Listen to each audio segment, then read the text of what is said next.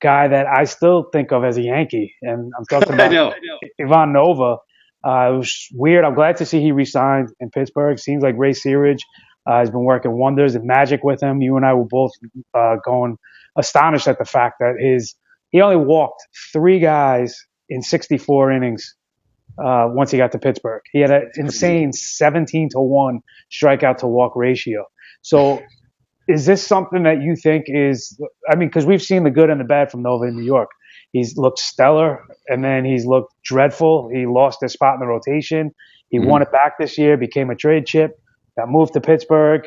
Now he's there, re-signed. Is this real, or are we in for another regression from Nova? Yeah, see, I think it's real. And I think, he was actually somewhat unlucky last season. That's the crazy thing. And we're just looking at small samples. It was 11 starts during his time in Pittsburgh. But, over those 11 starts, he had a 3.06 ERA. The K per nine, which is never high with him, he's not a strikeout guy. He's somebody that you're going to have as, filling out your fantasy rotation. He's your back end or your rotation sort of ratio play that isn't going to hurt you. Hopefully he goes out there, gives you seven strong innings, makes up for some of the whip that maybe some of your high strikeout guys are killing you on.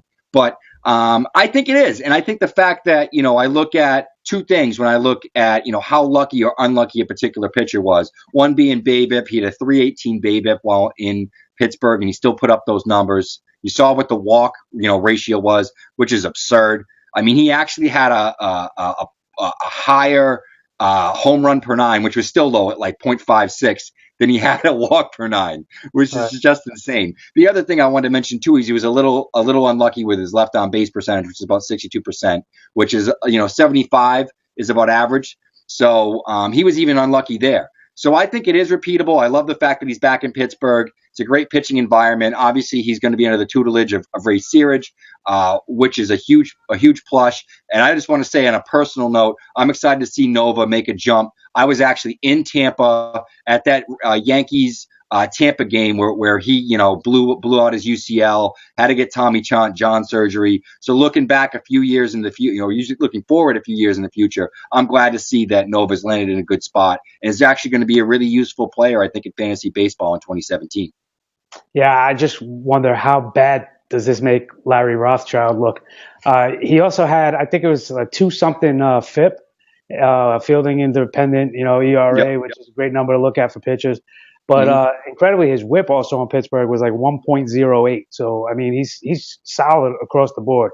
He was Mm-hmm. putting up, good, decent K numbers, quality K numbers. Uh, the ERA was down to like a 3.06 in uh, in his time in Pittsburgh, which was almost two runs off what it was as a Yankee, and he was having a Mm-hmm. resurgence as a Yankee. So there's a lot to look forward to. He's a guy, you're going to be able to get later on in the drafts that there's pure upside with.